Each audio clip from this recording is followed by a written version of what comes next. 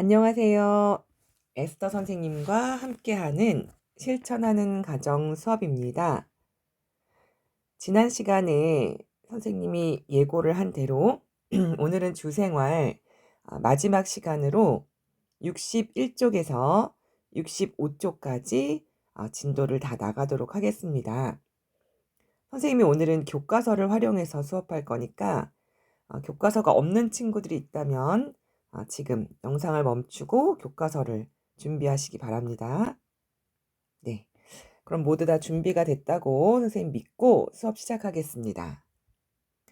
여러분, 우리가 쾌적한 그리고 효율적인 주생활을 하기 위해서는요, 주거 공간 활용이라는 부분이 매우 중요합니다. 자, 우리 집에는 여러 가지 주거 공간이 있지요. 그런데 주거 공간이 좀 부족하다 할지라도 만약에 그 공간을 잘 활용한다면 어떻게 될 수 있을까요? 좁은 면적이라도 공간과 가구를 잘 활용함으로써 조금 더 편리하고 또 넓게 생활할 수 있을 거예요. 우리가 사용하는 공간이 굉장히 넓다, 여유가 있다. 그러면 사실 공간 활용에 그렇게 많은 신경을 쓰지 않아도 넉넉하니까 큰 상관이 없겠죠? 그렇지만 대부분 우리가 사는 공간은 공간에 한계가 있고 면적이 좀 부족한 경우가 많습니다. 그렇기 때문에 우리가 공간 활용을 효율적으로 하는 것을 배우는 것은 매우 중요하다고 할 수 있어요. 자, 그럼 먼저 효율적인 주거 공간 활용에 있어서 첫 번째 방법은 무엇이 있냐면요. 공간을 여러 가지의 목적으로 사용하는 다목적화가 있습니다. 자, 다목적화란 무엇이냐면 한 공간을 여러 가지의 용도로 활용하는 것을 말합니다. 자, 그래서 이러한 공간을 뭐라고 부르냐면 다목적 공간이라고 합니다. 네, 말 그대로기 때문에 아마 이해하기가 쉬울 텐데요.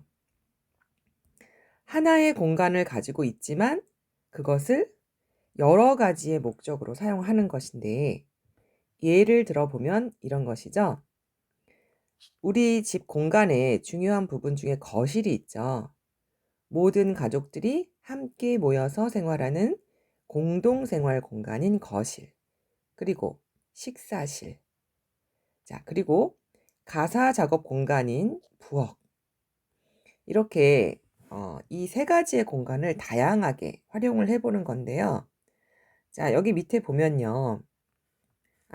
혹시 거실이 영어로 뭘까요? 리빙룸이죠?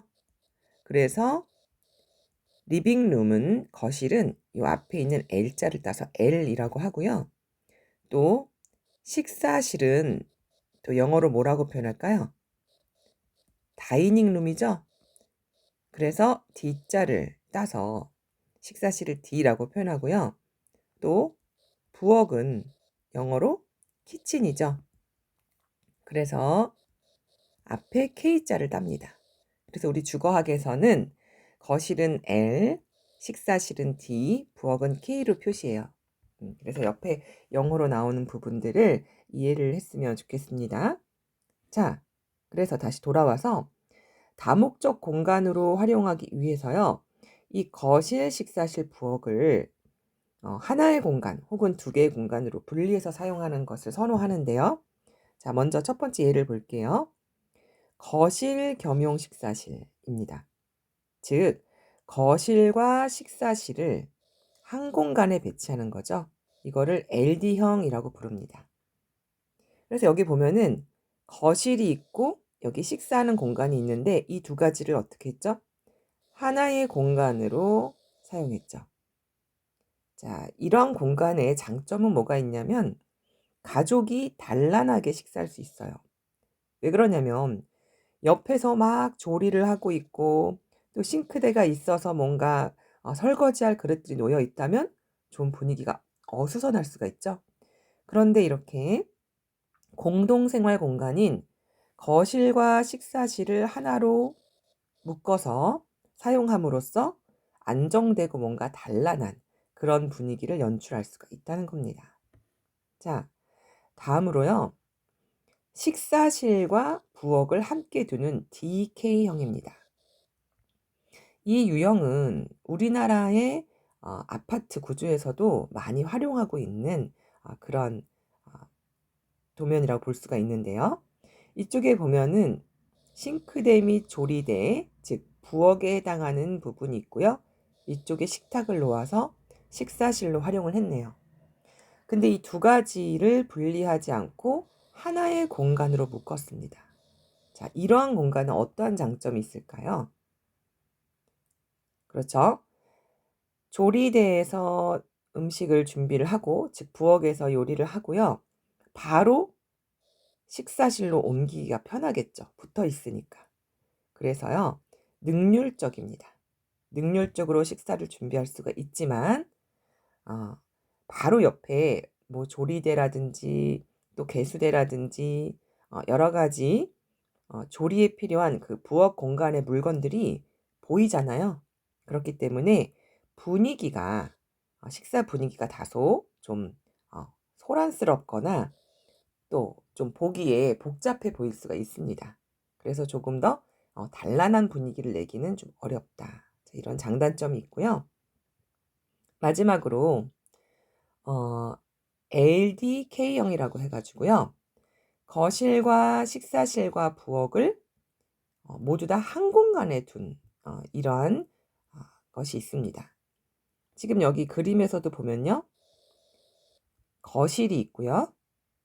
식사하는 식사실, 그리고 부엌이 있죠.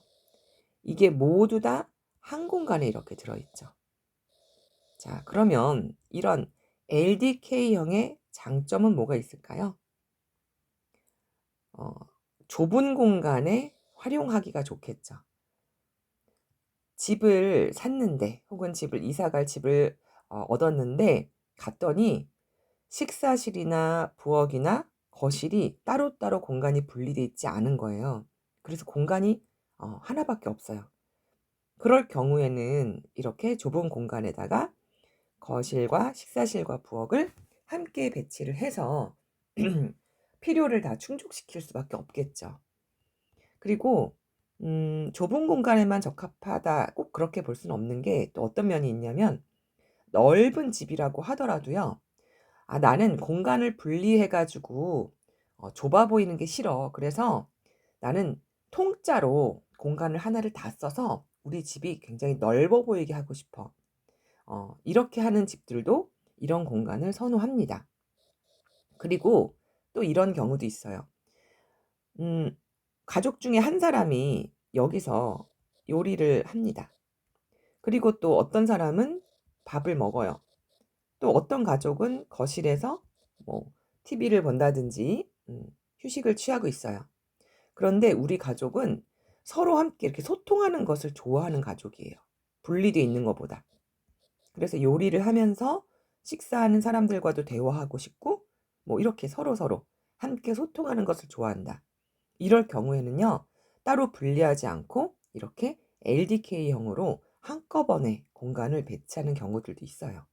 그래서 이 선생님이랑 지금 이 세 가지 유형을 살펴봤는데 어떤 것이 꼭 더 좋다 이렇게 경중을 둘 수는 없고요.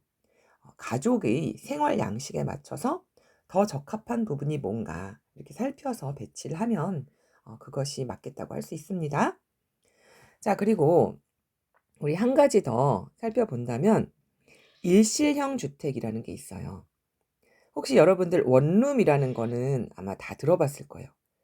원룸이라는 것은 바로 이제 주거학에서는 정식 명칭이 바로 일실형 주택인데요. 이것은 무엇이냐면 욕실을 제외한 침실, 거실, 부엌 등을 모두 한 공간에 두는 거예요. 자, 주택 내에 벽이 없기 때문에 어떤 장점이 있냐면 좁은 공간을 넓게 활용할 수 있다는 장점이 있어요.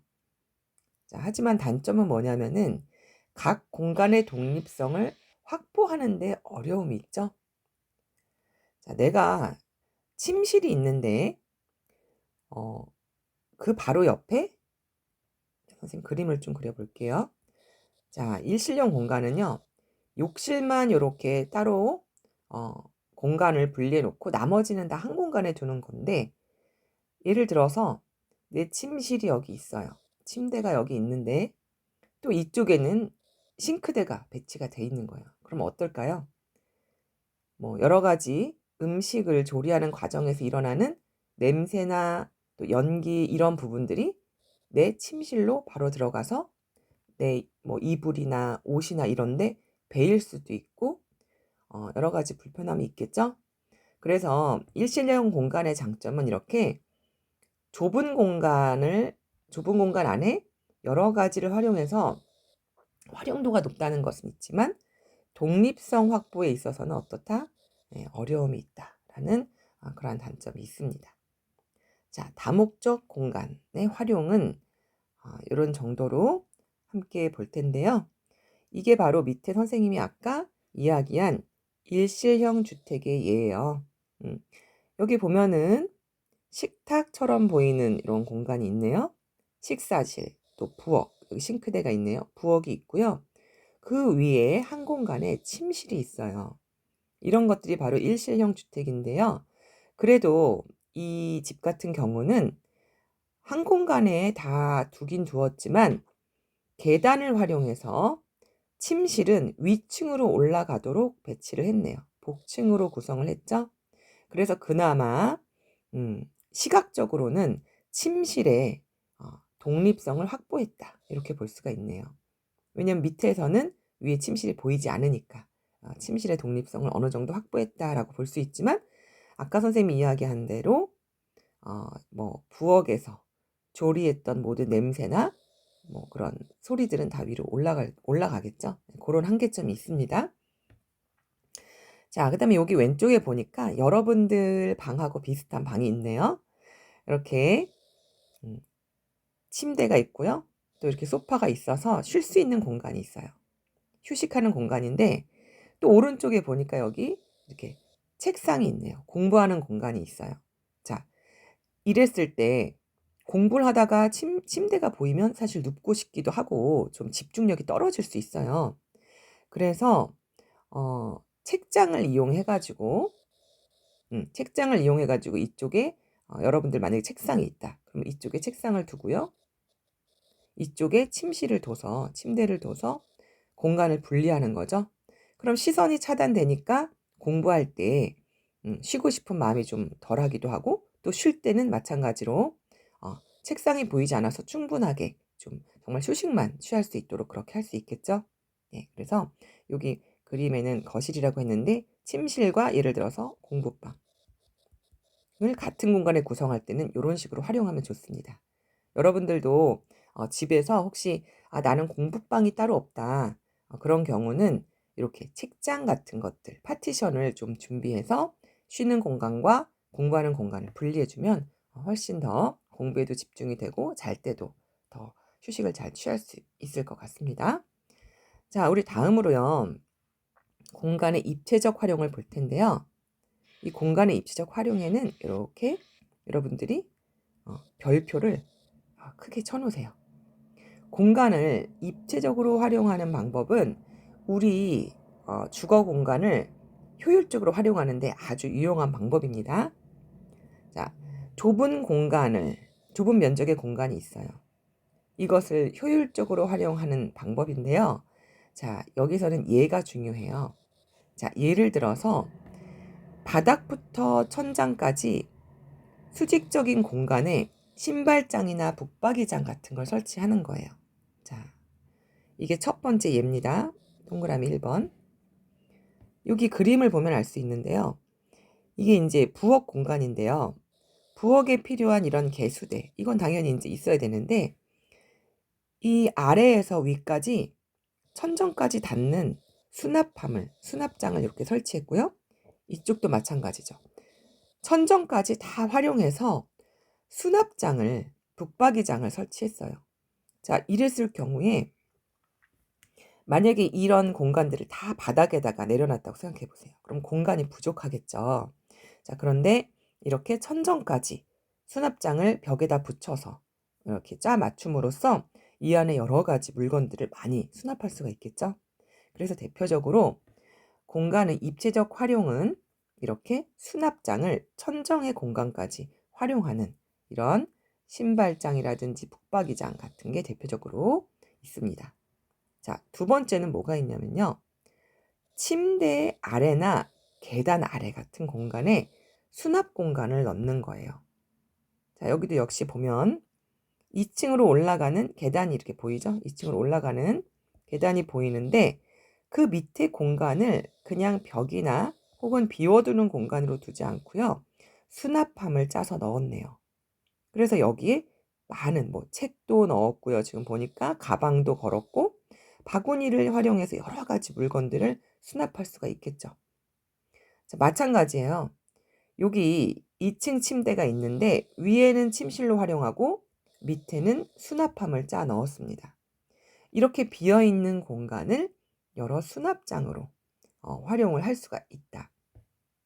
자, 수납장만 있는 게 아니라요. 여기 밑에 우리 역량 키우기 보니까 해리포터라는 영화를 여러분들이 많이 봤을 텐데 그 영화에 보면 이렇게 해리포터가 계단 밑에 공간을 이렇게 방으로 활용해서 침실로 활용하는 걸 볼 수 있거든요. 어때요? 작지만 나만의 공간이라는 아늑함을 줄 수 있는 공간이다. 이렇게 했는데 그런 것 같나요?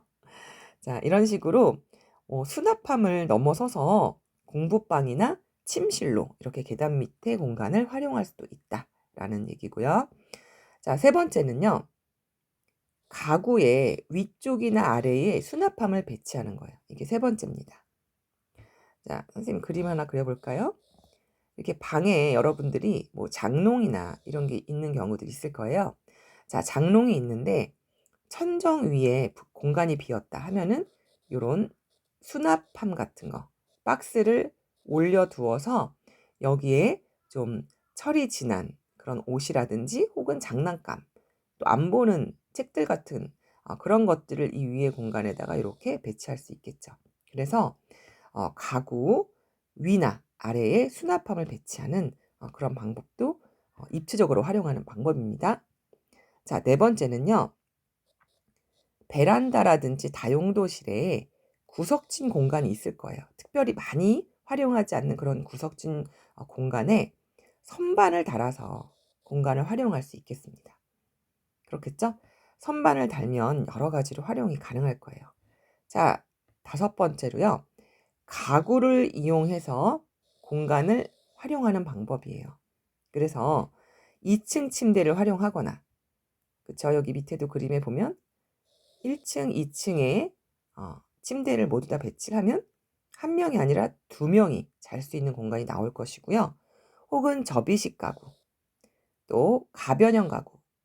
말 그대로 접이식은 접었다 폈다 하면서 사용할 수 있는 그런 가구를 말하고 가변형은 모양이 바뀌는 거예요. 자, 이렇게 가로로 길게 두면 테이블로 활용하고 세로로 길게 두면 수납함으로 활용할 수 있는 이런 식의 가변형 가구라고 하고요. 그 다음에 조립식 가구. 조립식 가구는 왜 공간을 또 잘 활용할 수 있을까요? 자, 책상을 내가 샀는데 완전히 만들어진 이런 완제품의 책상을 샀다. 그러면 이 책상을 내가 당분간 쓰지 않을 때도 그대로 이대로 보관을 해야 되니까 자리를 많이 차지할 텐데 만약에 조립식 가구예요. 그럼 어떻게 할 수 있을까요? 이거 상판 따로, 서랍 따로, 다리 따로 이렇게 다 분리를 할 수 있다면 보관할 수 있는 공간, 보관하는 공간이 훨씬 절약되겠죠. 자, 이렇게 해서 공간의 입체적 활용의 5가지 예를 봤어요. 여러분, 이 공간의 5가지 그 입체적 활용의 예는요. 꼭꼭 외워두세요. 자, 특별히 이 예를 잘 외워두라고 했죠. 어떤 게 있었나요?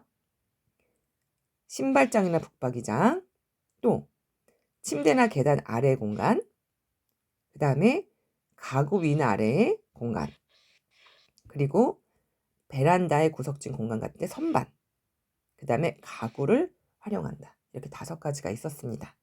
여러분들 이거 꼭 기억하시기 바랍니다. 자, 그 다음에 마지막으로 가구의 활용과 배치를 좀 볼 텐데요. 이거는 여러분들이 참고로만 알아두세요. 가구에는 이런 종류가 있다. 자, 3가지가 있는데요. 휴식용 가구. 네, 당연히 휴식할 때 필요한 침대나 소파 같은 것들이겠죠. 그다음에 작업용 가구. 책상이나 뭐 화장대, 그다음에 작업대 같은 게 어 그 예에 들어가겠죠. 그다음에 우리가 많이 쓰는 뭐 부엌의 작업대 같은 거, 그런 데를 말하고요. 그다음에 수납용 가구는 말 그대로 수납할 때 필요한 그런 가구들이니까 뭐 옷장이나 책장, 서랍장, 뭐 신발장, 선반 등이 있겠네요. 자, 이런 가구들 잘 한번 참고해 보시고요. 그다음에 가구 배치 시 고려할 사항인데 요것도 참고로만 알아두세요. 왜냐하면 우리들이 대부분 아는 것인데 어 가구를 배치할 때 활용되는 그런 부분이에요. 자, 선생님이 좀 중요한 부분만 한번 볼게요. 부피가 큰 가구부터 배치하는 게 기본입니다. 여러분들이 가구를 배치한다고 했을 때 예를 들어서 '난 책상을 어디에 둘지부터 결정할래.' 그거보다는 이런 침대나 장롱처럼, 그쵸, 이런 큰 가구를 먼저 배치하고 그다음에 작은 가구들을 놓는 것이 훨씬 효율적이고요.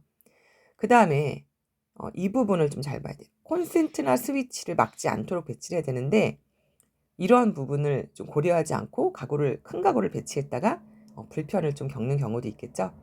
그런데 선생님 생각에는 물론 이것도 참 중요한데 어 콘센트 같은 경우는 우리 전선줄을 이용해서 좀 뺄 수도 있잖아요. 그래서 더 중요한 거는 내가 공간을 어떻게 활용하길 바라는가. 그게 더 중요한 것 같아요. 자, 그다음에 뭐 당연히 출입과 통행에 지장이 없어야 되고 또 여유 공간을 두어서 내가 서랍을 열어야 되는데 서랍을 못 연다. 그러면 안 되겠죠. 그다음에 배치한 가구의 앞면이 일직선이 되게 하면 좋아요. 이렇게 일직선이 되도록 배치를 하면 좋다. 자, 요거는 참고로만 알아두시면 좋겠습니다. 그리고 생활용품을 잘 정리하고 수납하는 것도 공간 활용에 큰 도움이 되는데요. 자, 효율적인 수납 방법의 여러 가지 방법입니다. 여기도 우리가 대부분 잘 아는 것이지만 조금 도움이 될 만한 것들을 선생님이 좀 소개를 하자면 개인 물건 따로 가족 공용 물건 따로 구분하여 수납하면 매우 편리할 수 있어요. 그쵸? 가족마다 수납함을 따로 주는 거죠, 수납 공간을. 그랬을 때 훨씬 찾기가 쉽고요. 그다음에 물건을 사용하는 장소에 가깝게 수납하는 게 굉장히 큰 도움이 되겠죠. 자, 나머지는 여러분들이 한번 어 읽어 보면서 여러분들 수납 생활에 도움을 받으시기 바랍니다. 자, 이렇게 해서 64쪽까지 선생님이랑 함께 공부했고요. 가족의 형태에 적합한 주거 공간 구성하기라는 역량 키우기는 선생님과 함께 다음 시간에 우리 만났을 때 수행 평가를 통해서 좀 요 부분은 적용을 해서 함께 공부를 해 보려고 해요. 여러분들이 여기서 조금 확인할 부분은 바로 이건데요. 지금 여기 보이는 이 그림을 뭐라고 하냐면요, 평면도라고 해요. 그림을 어 집의 공간을 그림으로 표현한 것인데요. 자, 몇 가지만 선생님이 좀 짚어 줄게요. 벽은 말 그대로 이렇게 좀 진한 색깔의 검정색으로 표시하면 벽이 되고요. 요렇게 요런 모양을 사용하면 이거는 창문입니다. 여기도 창문이 있죠? 이렇게. 네, 창문이고요. 그다음 요렇게 생긴 부분, 이거는 바로 문이에요. 그리고 문을 여는 방향이 바로 이 곡선 부분이 되겠습니다. 자, 문을 여는 방향이 바로 요 곡선 부분. 문을 이렇게 연다는 뜻이에요. 자, 그래서 여기도 마찬가지죠. 문이 있죠. 그래서 문을 요렇게 연다는 뜻이에요. 자, 요 정도의 그림만 표현할 수 있으면 여러분들도 평면도를 그릴 수가 있어요. 그래서 요거는 이렇게 그림을 보고 좀 익혀 두시고요. 선생님이랑 다음 시간에 그 수행 평가할 때 한 번 더 선생님이 좀 자세히 설명을 해 주고 여러분들이 활동을 할 수 있도록 하겠습니다. 자, 그럼 오늘은 수업 여기까지 하고요. 다음 시간에 우리 수행 평가 하면서 조금 더 살펴보면서 우리 주거학 주거 생활 부분 마무리하도록 하겠습니다. 네, 오늘 모두 수고하셨습니다.